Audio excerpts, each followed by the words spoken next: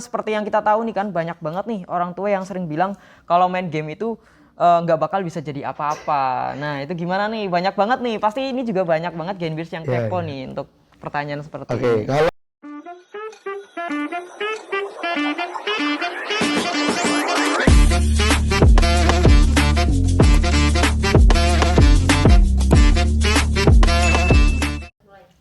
Oke, assalamualaikum, selamat siang, selamat datang, jumpa lagi di Gen Bincang, Genbi Tegal, Bincang-Bincang. Bersama saya Muhammad Zidan Fasya, saya dari Genbi Komisariat Win Gus Dur Pekalongan. Nah, untuk Genbir semua nih di rumah, gimana kabarnya? Semoga sehat selalu dan selalu dalam lindungan Allah Subhanahu wa Ta'ala. Amin ya Rabbal Alamin. Nah, untuk episode podcast kita kali ini, kita bakal mengangkat nih tema yang sangat informatif dan juga sangat menarik banget nih untuk kita bahas. Khususnya nih ya, untuk kalangan remaja juga sangat trending banget. Nah, untuk Genbir semua di rumah, semuanya bisa nebak nggak nih untuk temanya kira-kira tentang apa sih?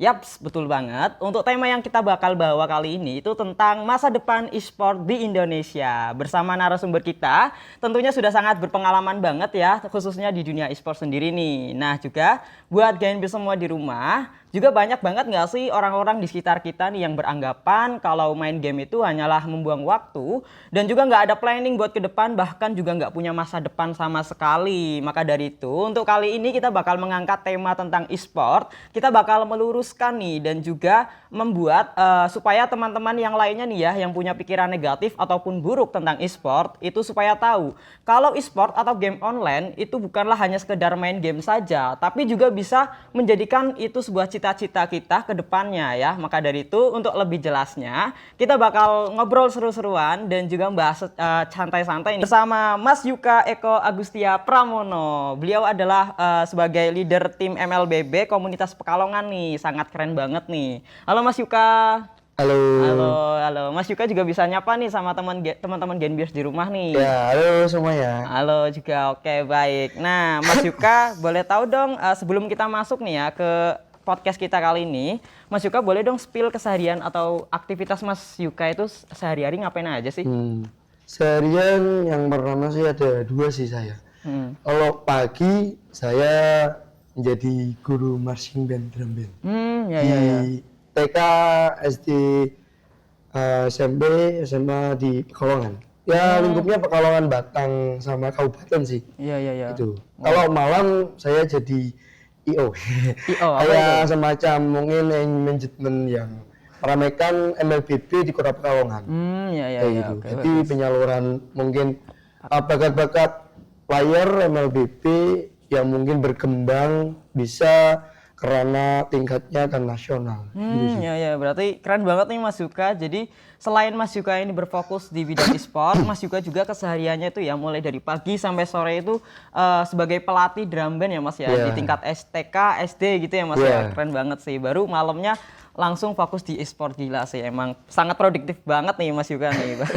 Jadi langsung aja nih Mas, karena teman-teman Genbir semua di rumah juga udah nggak sabar untuk menyimak podcast kita kali ini ya. Jadi kita langsung masuk ke pertanyaan pertama Mas Yuka. Oh iya. Nah, untuk pertanyaan pertama nih Mas Yuka, apa yang memotivasi Mas Yuka untuk terjun ke dunia e-sport nih? Yang pertama sih, saya dulu itu dari seorang player Mas. Player ya? Player dari MLBB, game MLBB Iya. di tahun 2016. Mungkin 2016. dari awal-awal season sih. Season ya? Awal season pertamanya ada MLBB dari season 3. Dulu sering ikut kayak turnamen-turnamen di lokalan Pekalongan. Belum karena yang lebih tinggi lah. Dari situ perkembangan saya ikut jadi player, jadi peserta. Terus kemudian saya inisiatif kayak mungkin saya mau mengadakan lah mungkin turnamen-turnamen yang skalanya mungkin agak ramai kayak gitu, dari kafe ke kafe kayak gitu buat menaikkan UMKM UMKM ya, Pekalongan. Pekalongan. Nah, di Pekalongan sendiri kan mungkin UMKM kan banyak yang Iya. mungkin kurang stabil, saya naikkan Oh, iya, wes. kayak gitu karena situ, dan akhirnya banyak player-player yang muncul baru, minat bakatnya. Dari situ banyak juga perkembangan player ke situ untuk kerana yang tingkat yang lebih tinggi lagi Mas. Ya, untuk mengembangkan skillnya ya, Iya kayak potensinya gitu. ya, betul banget. Di skill, pengalaman Pengalaman gitu, juga ya. pengalaman. Jadi emang ini yang buat jadi ini yang membuat Mas Yuka tertarik dan juga memotivasi nih ya. Jadi selain Mas Yuka ini masuk berfokus pada e-sport sendiri, juga membantu nih para pelaku UMKM supaya lebih naik. Karena emang setiap turnamen sendiri itu juga kan butuh sponsor ya Mas Yuka. Iya, karena Kan sponsor. betul, sebuah komunitas. Jadi kita butuh wadah, butuh tempat buat ngadain turnamen itu ya. Ya, Emang gila sih, maksudnya emang keren banget. Selain buat tim ataupun player sendiri juga membantu para pelaku UMKM seperti ya. Oke, baik. Jadi kan tadi kita udah bahas nih motivasi Mas Yuka buat masuk ke dunia e-sport. Jadi pertanyaan selanjutnya nih Mas Yuka. Jadi seberapa menjanjikannya sih karir di e-sport sebagai profesi utama, dan bagaimana industri e-sport itu dapat meningkatkan kesejahteraan atletnya nih Mas Yuka? Gimana? Oke, mungkin dari pertama tadi apa Mas? Seberapa menjanjikan karir e-sport nih? Kalau karir itu mungkin dari tekadnya para player sendiri. Oh iya, tekad ya. Kalau mungkin katakanlah dia improve, dia mau berusaha dari awal. Kalau ibarat tujuannya mereka menjadi pro player, katakanlah mungkin ya, dia dari segi skill harus diasah dari awal Mas. Dari jenjangnya itu nggak langsung kita naik ke atas, dari bawah dulu. Dari bawah ya. Dari bawah kita mungkin ikut turnamen ada kecil nih, terus Warkop lah ya. ibarat gitu, mungkin terus ada tingkatannya, mungkin daerah provinsi atau kabupaten, lihat skalanya itu, mungkin skillnya udah oke, nggak lagi naik skala nasional, kayak gitu, dari arah yang bawah ke atas kayak gitu. Berarti ada tahapannya ya, ada nggak bisa tahapannya. langsung jadi atlet pro gitu ya. Kalau mau berusaha pasti ada hasilnya, kayak benar. gitu. Yang penting ada usaha dulu. Iya, usaha. Nah, benar. Jadi emang dari awal nih ya, ataupun teman-teman semua yang baru masuk ke dunia game ataupun juga masih bingung nih, saya main game terus tapi kok nggak menghasilkan, maka dari itu langsung aja teman-teman bikin tim dulu ya. Ya, langsung aja improve bikin tim, langsung ikut turnamen ya, walaupun kecil-kecil di warkop atau yang lainnya kan. Nanti udah menang kalah biasa teman-teman ya. Nanti kalau kalah ya bisa diimprove, kesalahannya di mana, belajar bareng-bareng sama timnya. Nah, nanti baru mulai lagi kalau udah sering sudah mulai merasa lumayan bisa main ya ataupun jago, bisa lanjut lagi skill selanjutnya seperti itu ya Mas ya. Benar. Dan kalau seumpama yang sering saya lihat, kalau kalah kalau kalah itu jangan berkecil hati. Kita di situ itu kita belajar. Kita belajar di mana kita skillnya itu sampai berapa, terus kita kemampuannya itu sampai seberapa. Jadi itu buat pembelajaran kita buat ke jenjang yang lebih tinggi lagi ya. Tinggi lagi ya gitu. Betul. Berarti emang, nah itu juga nih, ini juga mungkin masuk nih Mas. Kan kadang kalau kalah nih ya, mungkin saya juga sering mengalami Mas. Kalau kalah itu kadang mental kita down Mas. Nah, jadi seberapa ngaruhnya sih Mas mental dengan mungkin kompetisi lah gitu. Gimana? Kalau mental down itu wajar ya. Karena kompetisi mungkin di ranahnya offline ya Mas ya. Offline ketemu wajah-wajah yang mungkin asing kayak gitu. Terus kedua ditauting langsung Mas. Ditauting langsung itu butuh mental yang benar-benar kita siap. Katakanlah kita fokus ke game, itu benar-benar fokus ke permainan kita. Ibarat mungkin skill dari kemampuan kita sampai mana. Mungkin kalau mungkin ada suara-suara lah, itu diabaikan aja. Diabaikan ya. Ibarat gitu. Kita fokus ke kemenangan kita. Biar gitu. angin berlalu aja. Kalau emang kita kalah, it's okay. Kita belajar lagi kesalahannya di mana, di game ini kita melakukan kesalahan apa, kita melakukan kegerakan apa, kita ke counter slotnya kurang objektif nih, mungkin buat di sini kita kurang bagus, mungkin skill yang kalian buat ganking lawan kok keluar semua, bahkan ganking ternyata nggak objektif, bahkan lawan nggak mati ya gitu. Mungkin poin-poin lah, poin-poin itu kita belajar kayak gitu. Jadi kan emang supaya kita sejahtera nih di dunia e-sport kan berarti dari awal tadi ya Mas Yuka. Dari turnamen kecil baru bertahap improvisasi, gagal menang kalah seperti biasa ya, biasa aja. Dan juga tadi juga telah dibahas bahwasanya mental juga imbang ya Mas ya, harus imbang sama skill. Jadi biarpun skill kita jago tapi mental juga harus juga diimbangi, betul banget. Nah, jadi kan udah membahas tentang kesejahteraan di dunia e-sport nih, Mas Yuka nih. Jadi yang pertanyaan selanjutnya nih, untuk tentang kesejahteraan atlet e-sport sendiri nih. Jadi berapa sih kira-kira untuk gaji atau honor dari sebagai atlet e-sport nih? Jadi mungkin buat teman-teman Genbis di rumah masih pada kepo ya sama bingung nih sama gaji e-sport itu seberapa besar sih? Mungkin juga kalau tahu nanti bisa masuk nih langsung nih teman-teman semuanya langsung masuk ke dunia e-sport. Oke, baik langsung Mas. Oke, kalau mungkin dari segi gaji ya, itu gaji itu dari segi kita tektokan sama mungkin manajer dari tim ya. Iya. Itu kurang tahu juga saya kalau mungkin gaji mungkin lebih dibilang cukup ibarat buat kayak apa namanya akomodasi atau keseharian atlet lah mungkin seperti itu Mas. Mungkin saya tidak bisa tahu sebesar berapanya. Spesifikasinya ya. Spesifikasinya kurang tahu juga. Mungkin kalau mungkin bisa di-spill mungkin di antara 1 jutanya ke atas dari tingkat mungkin tingkat apa? Region mungkin ya Mas ya, region mungkin di kotanya seberapa, mungkin di tingkat kejenjang yang berikutnya itu seberapa, aku segitulah mungkin dari range 1 jutaan mungkin seperti itu. Tapi kadang ada yang pernah spill nih sama mungkin influencer ataupun tiktoker yang lainnya ataupun yang main media sosial lah, itu ada yang bilang kalau gaji atlet e-sport terutama ya Mas ya, itu kurang lebih 2 digit tuh, gimana? Bener gak Mas? Itu mungkin yang ke arah udah pro banget ya, udah mungkin sekelasnya MPL. Nah gitu Mas. Berarti beda ya? Beda.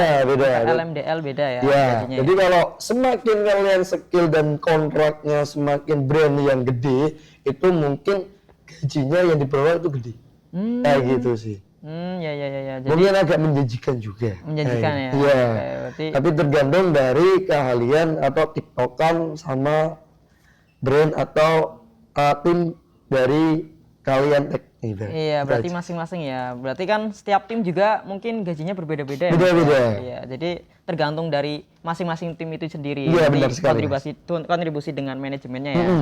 Oke, baik. Berarti udah tahu nih ya, untuk kurang lebih fix untuk gajinya itu kurang lebih segituan, di atas 1 juta, bahkan bisa sampai 2 digit. Kalau misalkan untuk skillnya kalian itu jago dan juga udah tingkat MPL, udah paling tinggi seperti itu. Baik, langsung nih lanjut Mas Yuka. Pertanyaan selanjutnya, jadi bagaimana nih e-sport dapat berkontribusi pada perkembangan ekonomi dan budaya Indonesia, Mas Yuka? Mungkin tadi yang udah saya sampaikan, mungkin kalau perkembangan kayak ekonomi, mungkin di e-sport mungkin kayak saya sendiri memajukan seperti UMKM. Kita berkolaborasi sama mungkin warkop atau angkringan atau mungkin sekelas kafe untuk memajukan perekonomian.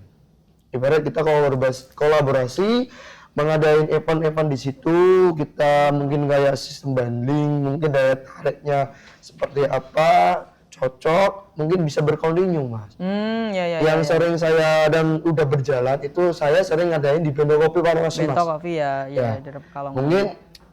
Mungkin saya di sana cuma datang dulu tuh, kok di sini tempatnya kok luas kayak gitu ya. Toh juga banyak mungkin belum tahu tempatnya di situ, bisa jadi tahu. Ya mungkin memperkenalkan, terus bener. saya bikin event di situ. Awalnya sih mungkin saya coba-coba, akhirnya terbiasa. Dari itu manajernya minta rutinan di situ, berarti rutin berkontinu tiap bulan wajib ada Mas kayak gitu.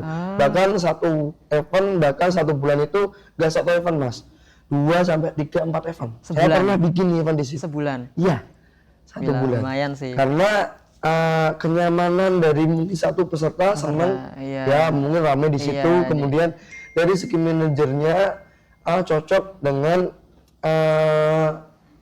kayak saya menjalankan di situ, mereka wah mungkin ternyata untung kayak gitu. Iya, saling menguntungkan ya. Iya, jadi saling menguntungkan. Kitanya sebagai player di situ nyaman dan sebagai UMKM juga nyaman juga ya dapat untungnya. Jadi saling menguntungkan gitu teman-teman. Jadi untuk kontribusi e-sport dengan perkembangan ekonomi itu ya emang saling menguntungkan. Jadi bukan merugikan, bahkan bisa memajukan ekonomi ya Mas Yuka ya. Bener banget seperti itu. Baik, untuk selanjutnya nih Mas Yuka, gimana sih cara ngubah persepsi masyarakat ya, terutama orang tua kita nih tentang pandangan negatif terhadap e-sport? Karena kan seperti yang kita tahu nih kan banyak banget nih orang tua yang sering bilang kalau main game itu nggak bakal bisa jadi apa-apa. Nah itu gimana nih? Banyak banget nih, pasti ini juga banyak banget Genbirs yang kepo nih untuk pertanyaan seperti ini. Kalau itu sih masih banyak juga sih. Masih saya banyak, betul banget. Banyak masukan-masukan, terutama kalau saya bikin di area sekolah. Jadi saya itu banyak permintaan dari peserta itu di area sekolah, Mas, tolong dong sekolahanku dibikin kayak kelas meeting ya gitu, kayak sekolah sana. Ada beberapa aja sekolah yang benar-benar mungkin support. Nah, dan juga ada beberapa juga sekolah yang belum support tentang e-sport. Nah, makanya perkembangan e-sport di sekolah itu dari segi mungkin orang tua ya. Orang tua mungkin perkembangan zaman itu kan udah banyak anak-anak yang udah tahu namanya gadget. Ya, terus juga ada pelajaran online di sekolah juga kan menggunakan gadget. Nah, di situ anak disuruh mungkin kayak apa namanya ya, semacam memperkembangkan teknologi itu kan semakin maju Mas ya. Jadi memperkenalkan itu gadget itu enggak buat belajar, mungkin bukan belajar ya, namanya mungkin mencari uang Mas. Mencari uang. Mungkin di situ banyak sekarang kan mungkin aplikasi-aplikasi kayak TikTok, terus mungkin kayak di game juga ada Nimo TV gitu. Kalau anak-anak mungkin punya skill, punya kemampuan di game, ada batasan-batasan waktu khusus mereka untuk game, di situ untuk memperkembangkan skill-skill mereka atau kemampuan mereka di dunia elektronik atau e-sport juga kayak gitu. Jadi harus mensupport apa yang dilakukan sekarang anak itu di jam-jam mereka main game gitu. Mereka main game kegunaannya apa aja sih? Untuk belajar. Dia belajar memakai HP, terus ternyata game kok terus-terusan, tapi game itu ada batas-batasannya. Batasan mungkin di jam 2 jam sampai 3 jam anak main HP, sih aman aja sih. Kayak gitu sih. Tapi kadang kita juga nih, misalkan anak itu punya potensi dari segi skillnya, tapi kadang terhambat nih, terkendala sama restu orang tua. Kadang ada nih kayak gitu Mas. Gimana tuh? Spill aja, ada pengalaman mungkin dari player yang sering ikut turnamen saya. Itu anak itu mungkin belajarnya kurang fokus Mas. Itu kurang fokus, itu sampai dilarang untuk main game. Nah, tapi anaknya itu bertekad. Nah, itu dari anaknya sendiri. Aku tuh bisa berkembang dan aku tuh bisa menghasilkan uang kadang-kadang di game ini. Dia nekat untuk main, mungkin kayak bersembunyi-sembunyi. Tapi gitu ya. Terus ada restu. Terus ternyata dia ikut turnamen nasional Mas. Nah, nasional. Spill dong siapa itu Mas? Ya mungkin ada lah. Mungkin kalau di game tuh namanya itu Panatik. Itu Panatik. Ya. Di game Panatik namanya anaknya namanya Lana. Itu nggak boleh main sama orang tuanya, sampai di sekolah pun dilarang. Dia nekat main sampai ranah nasional. Dia ke ranah nasional baru dia izin. Nah, ini loh pembuktian. Aku berangkat kok Bu, aku berangkat ke final grand final, aku mau berangkat ke Jakarta. Mohon doa restu. Nah, orang tuanya tuh agak mungkin kaget. Kaget. Terus kok anakku udah dilarang tapi kok nekat. Tapi kok udah membuktikan juga. Sampai nasional tingkat nasional. Habis itu dari situ dapat restu orang tua. Ya mungkin gitu, untuk teman-teman semua nih yang belum dapat restu dari orang tua harap bersabar. Intinya fokus dulu ya, fokus ngembangin skill. Udah sampai ya mungkin sampai tahap jago, buktikan lah seperti tadi nih mungkin dari Mas siapa tadi ya? Mas Lana. Mas Lana Iya, ya itu Lana. pembuktian seperti itu. Kayak nanti kita mungkin ya bisa ya pakai statement kayak gitu ya, maksudnya nggak usah tapi jangan itu jangan ditiru dipraktekkan lah, tapi aja. kita harus ambil baiknya aja, ambil sisi baiknya. positifnya. Jadi nanti kalau udah sampai tingkat tinggi ya kayak nasional langsung buktikan, ataupun syukur-syukur kalau udah bisa dapet restu langsung aja kembangin langsung skillnya. Jadi nggak usah fokus sama restu lagi kalau gitu, malah lebih enak. Tapi jangan lupa belajar itu harus ya, jadi jangan ditinggalkan karena jadi kadang ranahnya kalian itu masih pelajar gitu. Kan, betul. Jadi jangan salah ngerti ini kalau misalkan kalian sebagai pelajar itu ya saya pengen jadi atlet profesional profesional nih. Jadi saya pengen fokus main game aja. Bodo amat sama pelajaran, pengen bolos aja. Itu yang banyak banget nih pemikiran yang salah kaprah nih. Mungkin juga bisa kita luruskan ya. Jadi emang untuk e-sport sendiri juga itu harus diimbangi dengan belajar dari sekolah, terutama misalkan teman-teman masih pelajar nih, pelajar maupun kuliah ya, jadi diembangin pun masih bisa kok. Misalkan kalian pagi sampai sore nih belajar di sekolahan atau kuliah, malamnya baru bisa fokus ke tapi harus ada jamnya. Ada jamnya juga, jangan terlalu over juga nggak baik ya. Nggak baik, karena kesehatan juga nomor satu Mas. Betul banget. Karena banyak gamers yang kesehatannya itu kurang baik ya. Buat main sampai pagi kadang itu banyak banget itu mungkin jam 11, jam 12 sudah lah, cukup ya. Udah cukup Mas buat istirahat, karena istirahat itu perlu sampai 8 sampai 7 jam lah itu gitu. Ya berarti ya harus diimbangi juga dengan istirahat ya. Benar sekali. Masa kita fokus sama impian tapi kok kesehatan kita disampingkan kan? Benar sekali. Nanti tiba-tiba udah jadi atlet malah nanti kita sering sakit-sakitan kan enggak percuma juga ya, kacau gitu. Makanya makanya ya harus diimbangin sama kesehatan, teman-teman harus dijaga, pola makan juga, minum juga harus sering nih, kan kadang kita sering banget duduk ya buat main game, kadang nggak harus minum lah supaya fokus pertama. Jadi ini boleh diminum? Boleh, silakan Mas minum. Ini kita juga sering duduknya agak lama nih ya, jadi boleh. Nah lanjut nih, jadi emang seperti itu ya Mas ya untuk pemikiran negatif dari orang tua itu ya kita buktikan dulu lah, fokus dulu sama pengembangan diri. Jangan cuman kayak kita udah nggak dapat restu dari orang tua, cuman sekedar main game doang. Kadang ada nih Mas yang main game itu cuman buat fun ya, emang cukup oke lah. Tapi kalau terlalu over dan fun, maksudnya nggak diimbangin dengan improve dari skill, mungkin itu juga jadi mungkin jadi dampak ya, maksudnya itu yang mungkin bikin orang tua itu beranggapan main game doang, yang dapatnya cuma emosi doang, dapatnya kata-kata kotor, belajar ya jadi nilainya nurun, masa depan nggak ada. Itu yang mungkin yang jadi anggapan orang tua kalau main game itu negatif seperti itu. Jadi harus fokus nih untuk main game juga bukan hanya sekedar main, tapi juga diimprove dengan skill kalian yang harus dijago, ditingkatkan seperti itu ya Mas Yuka ya. Baik, lanjut nih untuk pertanyaan selanjutnya. Menurut Mas Yuka, seperti apa sih masa depan e-sport di Indonesia untuk mungkin 5-10 tahun ke depan?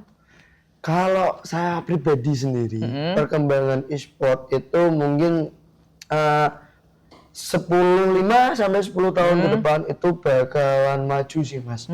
Kayak mungkin game-game kalau masih bertahan, Mobile Legends mungkin banyak turnamen-turnamen yang gede. Apalagi kan ini COVID udah nggak ada, pandemi udah hilang. Kayak mungkin skala-skala turnamen yang hadiahnya gede itu bakal bermunculan lagi. Iya, sekarang aja ya udah banyak banget ya turnamen, maksudnya terutama di game Mobile Legends juga di kancah internasional pun banyak ya. Ada kayak mungkin semacam SEA Games aja ada e-sportnya. Kemarin di mana ya?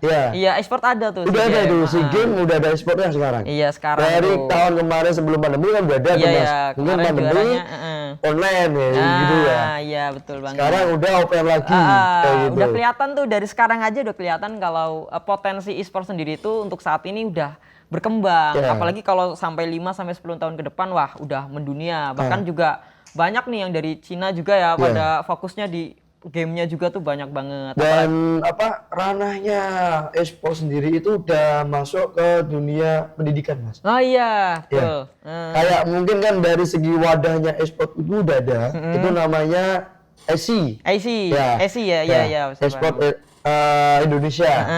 Itu wadahnya nanti itu bakal ada turnamen-turnamen yang gede Mas di situ Mas. Jadi itu ada namanya link itu namanya Garudaku. Garuda ya, aku Ya, itu ya. Garudaku itu ada link-link itu ranahnya untuk tingkat skill-skill mungkin dari ranah pelajar, Mahasiswa. ranah mahasiswa, sampai umum pun ada Mas di situ ya, Mas ya. turnamen-turnamennya sekarang. Ya, Banyak maksudnya sekali.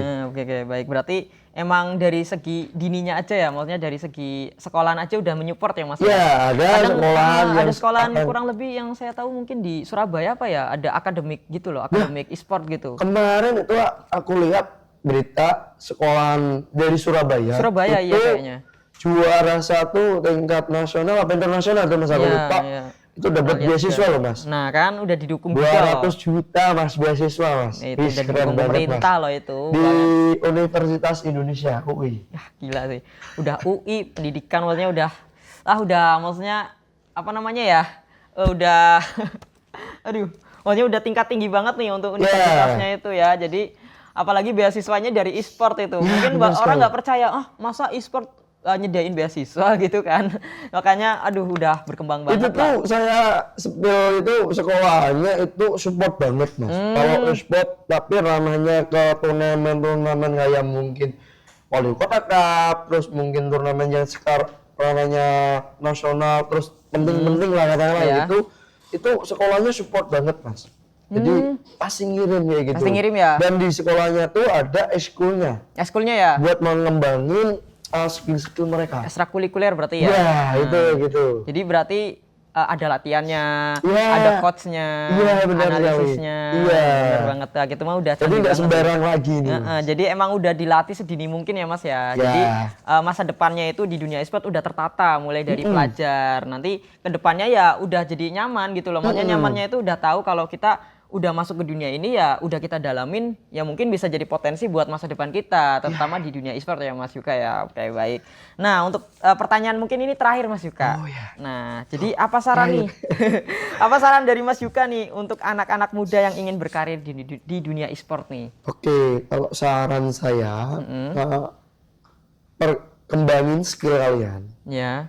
Skill itu mungkin kalian dari nol, Ya. mungkin mikro makronya diperdalam lagi. Ya. Kayak contoh, saya sering ngadain di turnamen-turnamen Pekalongan sendiri, itu anak-anak Pekalongan itu rata-rata skillnya oke Mas. Oke ya, potensi ya. Skillnya potensinya bagus banget, cuman lebih ngarah ke mikro makronya agak kurang. Gimana tuh? Maksudnya takut belum paham Nah, nih mikro makro itu yang gimana tuh? dimaksud itu kalau semacam kita war, inisiasi mikronya dipakai.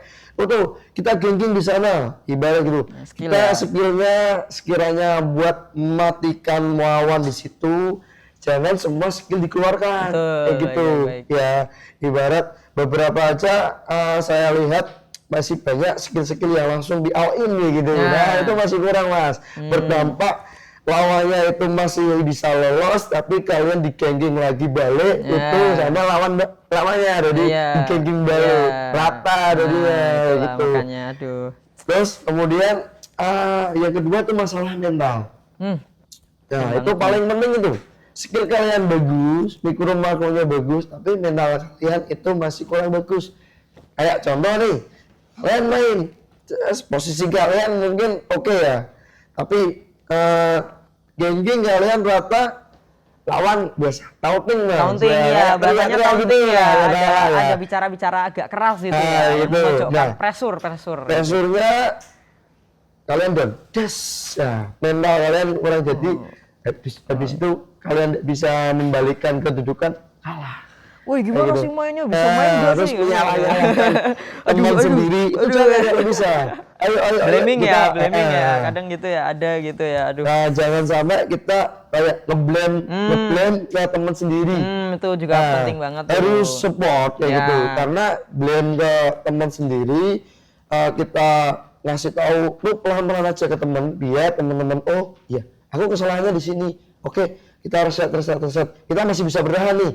Kita balikin ya gitu Mas. Iya, oke itu yang bikin kita mungkin bisa membalikan keadaan ya. Kalau Iya, benar misalkan sekali. mentalnya kuat. Kadang kan kalau mentalnya nggak kuat nih ya, udah posisi kalah aja ya ya pasti bakal pesimis kalah. Iya. Makanya punya mental kuat juga itu harus tuh teman-teman. Jadi buat teman-teman semua yang pengen masuk ke dunia e-sport itu, jadi yang dari awal kita bahas semuanya, pertama itu ya kembangkan skill teman-teman semua mulai dari mikro maupun makro ya, terutama itu juga ya. Lalu buktikan juga ke teman-teman semuanya, ke orang tua temen nih, kalau saya punya potensi di dunia e-sport gitu untuk masa depan saya gitu. Jadi bukan hanya main game aja. Jadi main game juga itu butuh keterampilan ya Mas ya. Butuh keterampilan, butuh kerjasama juga ya. Kerjasama betul banget. Jadi nggak bisa nih kita main sendirian, main game online juga butuh otak nggak sih Mas? Iya, otak Betul. menguras banget Mas. Menguras banget, betul Karena, banget nih. kayak semacam mungkin kita bekerja sambil main, Mas. Otaknya, Iya, tangannya gerak, otaknya mikir ya, betul banget ya. Strategi gitu. Jadi insting, prediksi Iya, semuanya keluar benar lah sekali. semuanya. Jadi selain kerjasama ya otak juga dimainkan gitu. Nah makanya ya semuanya sangat penting banget lah, harus diimbangin ya dari skill dan juga mentalnya. Nah mungkin ada penutupan nih Mas buat podcast kita kali ini. Mungkin ada statement nggak Mas, closing statement nih buat Mas Yuka untuk teman-teman Genbis di rumah. Itu apa Mas? Ya kayak kesimpulan kayak misalkan teman-teman semua yang mau masuk dunia e-sport gimana nih, harus gini gimana gitu. Statementnya, kalian harus belajar, jangan pernah tinggalin belajar kalian di sekolah. Itu yang pertama. Terus kembangin skill. Yang ketiga, jangan lupa izin sama orang tua. Betul. Itu aja. Dah, cukup Mas. Cukup. Oke, baik. Ya oke, nggak terasa nih teman-teman Genbis di rumah ya. Untuk teman-teman semua kita sudah menemani teman-teman kurang lebih setengah jaman lebih ya. Dan juga kita sudah membahas lebih detail banget nih, lebih mendalam khususnya di dunia e-sport bareng Mas Yuka nih. Dan juga sampai jumpa di episode Gen Bincang selanjutnya.